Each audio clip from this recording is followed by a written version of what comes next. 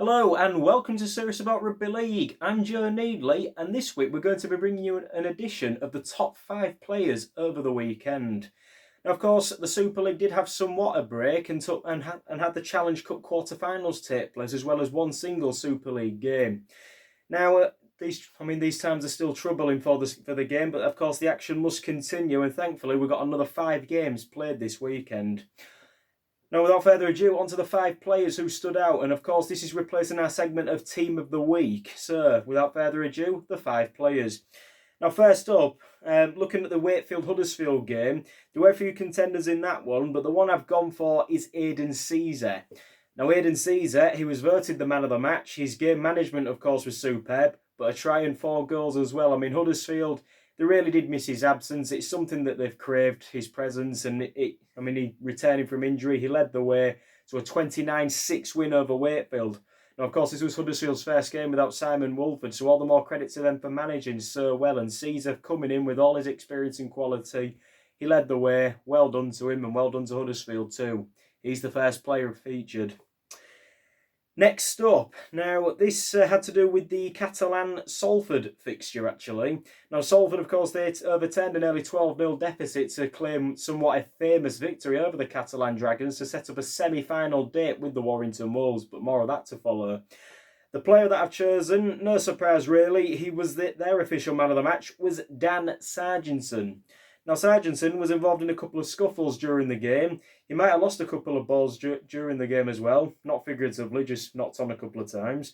But yeah, but his 2 tries, as well as helping Salford, well, I mean, not only his 2 tries, I mean, he had an inclusion for Salford's win during extra time as well. Not a drop goal, it was a winning try. And therefore, Sargenson, he is chosen for his fantastic attack. I mean, that's something he's never lost, and he's turned out to be a fantastic signing by head coach Ian Watson. Therefore, Sargenson is also featured as one of the top 5. Next, we'll go on to the Leeds-Hull Kingston Rovers fixture, which took place just after that game.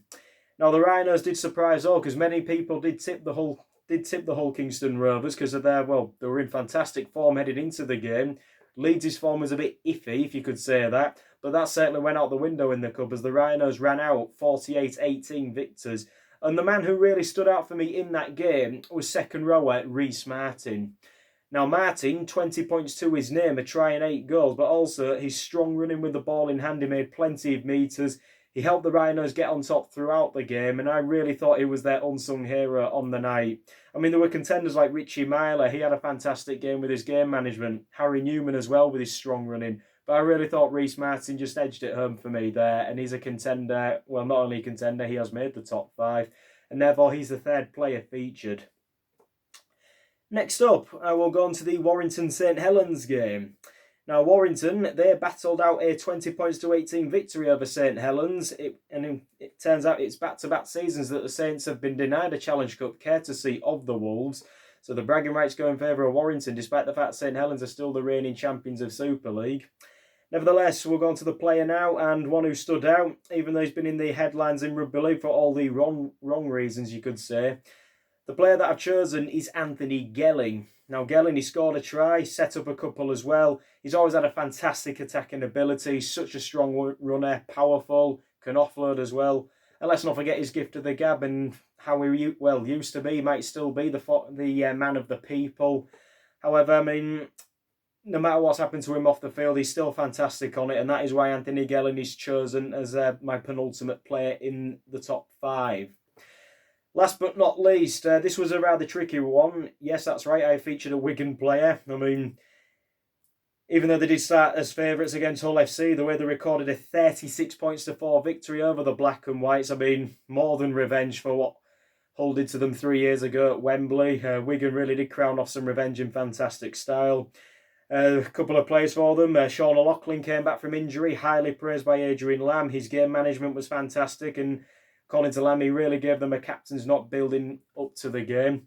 Liam Farrell, I mean, been in the dream team, 2 tries, his strong running really ran Hull ragged. But the man I've gone for is the speedster, Bevan French. French, he also scored a brace of tries in the game, but what really stood out for me was his defensive kick returns. Every time Jake Connor or Mark Sneed would try something, Bevan French always on the receiving end of the kicks. I mean, Hull, they found it really difficult to break Wigan down as a result of that, hence why they only scored 4 points in the game. Hence why Bevan French has been chosen.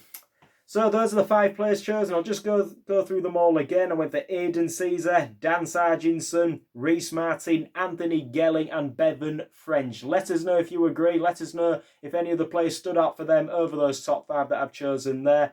That's all we've got time for this week on Serious About Rugby League. Make sure you subscribe to us. We're on Facebook, Twitter, Instagram and YouTube. Once again, make sure you subscribe. I'm Joe Needley and thank you for watching.